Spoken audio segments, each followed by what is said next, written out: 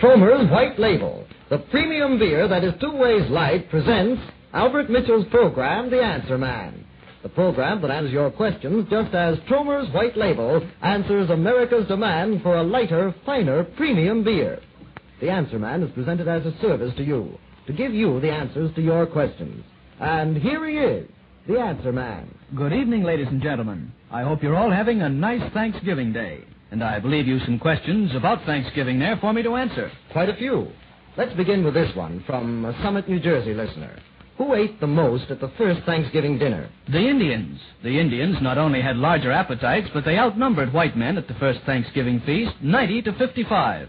Next, a Smithtown, Long Island man asks, are all the people of this country celebrating Thanksgiving on the same day this year? No, not all. The people of Florida, Idaho, Nebraska, Tennessee, Texas, and Virginia have to wait till next Thursday to celebrate Thanksgiving. Why is that? Didn't President Roosevelt proclaim the 23rd as Thanksgiving Day? Yes, and Congress passed a resolution that Thanksgiving Day should always fall on the 4th Thursday of the month.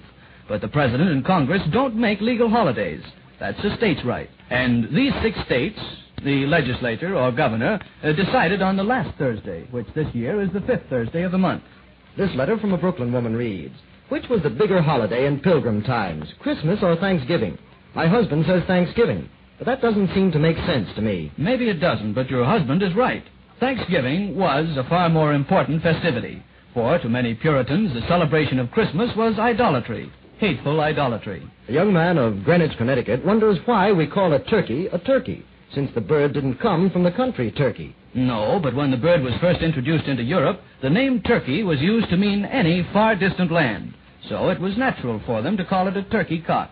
A man who lives in Garfield, New Jersey, inquires, when was Thanksgiving Day first celebrated by the whole United States? On November 26, 1789, when, at the request of Congress, George Washington proclaimed a day of Thanksgiving for the whole nation. A Manhattan woman wants to know if the Indians knew how to make pumpkin pie. No, they didn't know how to make pie crust.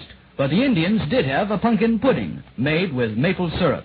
A Camp Upton, Long Island soldier asks, is there such a thing as a turkey with all white meat? Yes. White turkeys produce all white, or at least light, meat.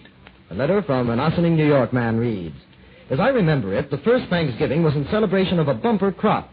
A bumper crop the Pilgrims had harvested. Am I right? And what was the crop? You are right. And the crop was primarily corn, barley, and peas. 20 acres of corn and 6 of barley and peas. A young man who lives in the Bronx wants to know how long it took the Pilgrims to eat their Thanksgiving dinner. Even with the help of the Indians who came to the feast, so much food was prepared it took them a week to eat it all up.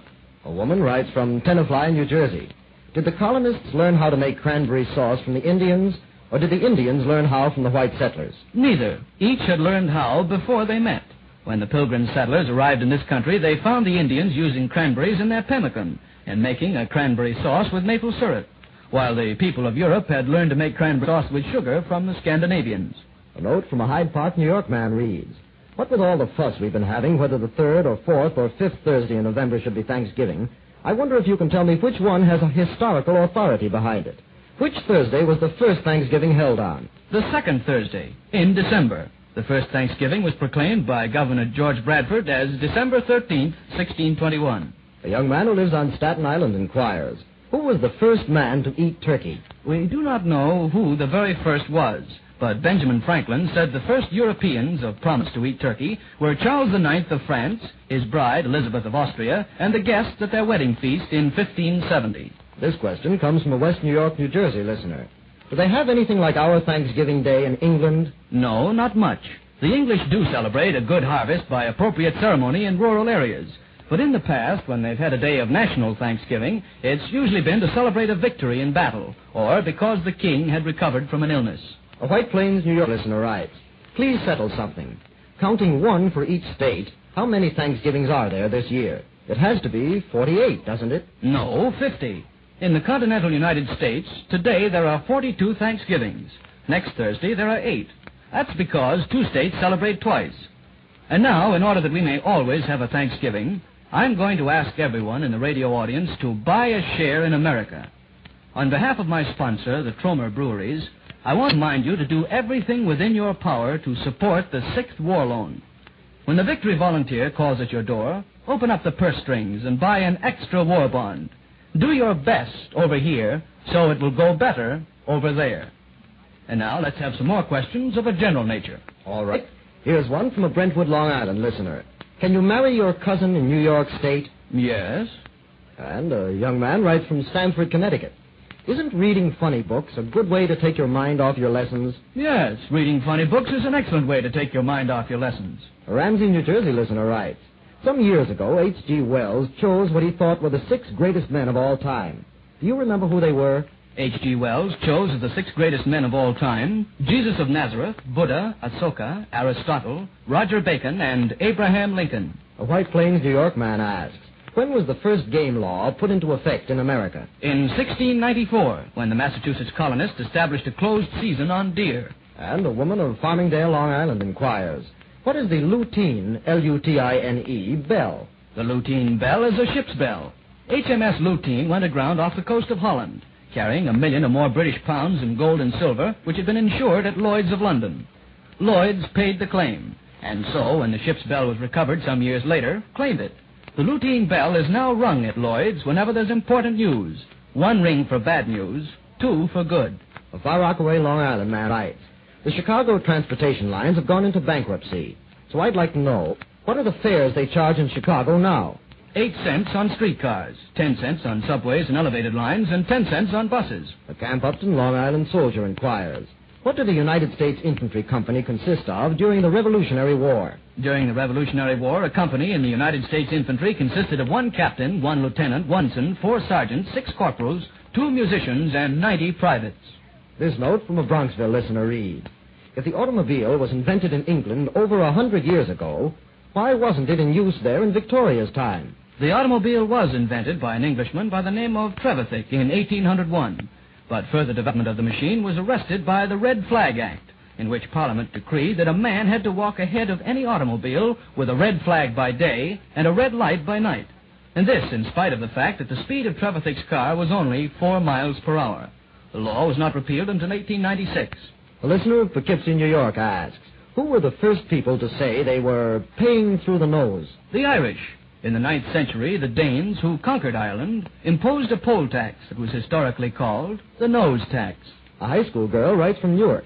In my English course, I read a book called The Lost Mine of Tissingal. Is there really such a mine? Yes. The Lost Mine of Tissingal, from which the Spaniards took an untold amount of gold, is located somewhere in the province of Chiriquí in the Republic of Panama. But no one knows exactly where. All traces of the mine were lost after the massacre of the Spanish in 1611. This letter comes from a Long Island City listener and reads, suppose a man is standing holding a bag of grain on each shoulder.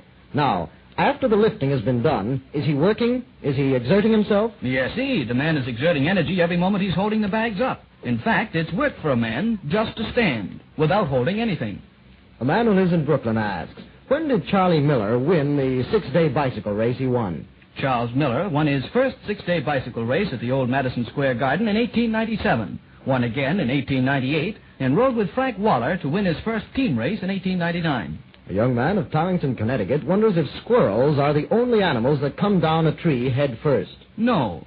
Squirrels, chipmunks, and similar rodents are the only animals that naturally come down trees head first.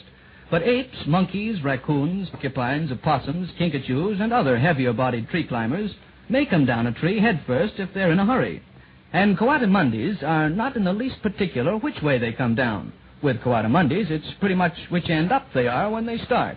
Next, the Bronx listener asks, where does Alexander Graham Bell, the inventor of the telephone, lie buried? Beneath a huge rock atop a peninsula mountain in Braddock near Bedeck, Cape Breton, Nova Scotia. A Valley Stream, Long Island woman inquires, what is triskaidekaphobia? Triskaidekaphobia is morbid fear of the number 13. And a Forest Hills, Long Island golfer asks, did 2 golf balls ever hit in midair? Yes, a number of times. Head on, from an angle, and even one ball overtaking the other. In 1928 at Wentworth Falls, Australia, playing chip shots from opposite sides of the fairway, 2 players swung at about the same time. Another player who was standing at the pin saw the 2 golf balls hit in the air and then both drop into the hole. A Brooklyn woman inquires, what is the height of a city milk bottle? Quart size. The common variety is 9.5 inches tall. Here's a question from a listener in Smithtown, Long Island. How much water does the geyser Old Faithful in Yellowstone Park spout when it goes off every hour? Old Faithful geyser spouts between 10 and 12,000 gallons of hot water every 65 minutes. A letter from a man who lives in Palisades, New Jersey reads, I've heard it said that the Palisades, that is the channel cut by the Hudson River, extends out into the Atlantic Ocean quite a ways beyond what we think of as the mouth of the river. Can this be true? Yes, it's true. The channel of the Hudson River extends out into the Atlantic to a spot about 100 miles south and east of Ambrose Lightship off Sandy Hook. How deep is the gorge? At its mouth, the channel is 1,600 feet below sea level, and since the ocean there is only 260 feet deep, the underwater Palisades must be 1,340 feet high. A Trenton man inquires, at what time between the end of the last war and the beginning of this one was there the least unemployment in this country? During the peak of prosperity in 1929, there was less than 500,000 unemployed, an estimated 429,000. A Trenton, New Jersey listener writes, how about a Thanksgiving toast? Got one? Yes, indeed. A toast to wartime Thanksgiving. Here's to the things for which we're thankful. Here's to the blessings we enjoy today. Here's to the day of real Thanksgiving, the day our boys come home to stay. Do your part to speed that day, friends. Open up the purse strings. Open up your heart. In this 6th war loan, let's show our thanks to our boys by buying more and more and still more United States war bonds. They want to get it over. We want them to get it over. Our fighting dollars will help finish the job, will help bring nearer the day our boys come home, the day of real Thanksgiving.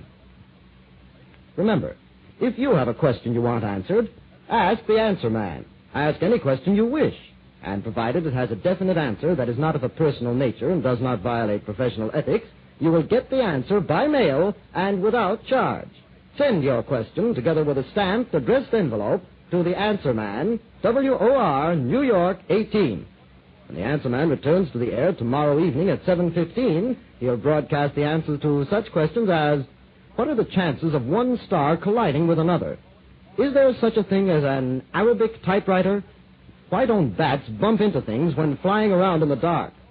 How many of the United States are surrounded on 3 sides by water? When were 12-year-old boys admitted to the Marine Corps?